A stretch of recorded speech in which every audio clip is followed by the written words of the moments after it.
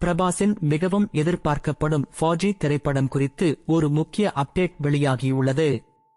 பலமுறை தாமதமான நிலையில் தற்போது படத்தின் இந்திய வெளியீட்டு தேதியாக டிசம்பர் 3, 2026 நிர்ணயிக்கப்பட்டுள்ளது.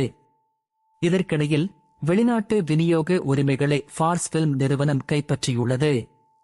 மேலும் ஃபௌஜி திரைப்படம் வெளிநாடுகளில் டிசம்பர் 2ஆம் தேதியே வெளியாகவுள்ளது. அதாவது இந்திய வெளியீட்டிற்கு ஒரு நாள் முன்பாகவே சர்வதேச ரசிகர்கள் படத்தை பார்க்க முடியும். இதனால் டிசம்பர் 3ஆம் தேதிக்கான இந்திய ரிலீஸ் திட்டம் வலுவாக இருப்பதாக தெரிகிறது.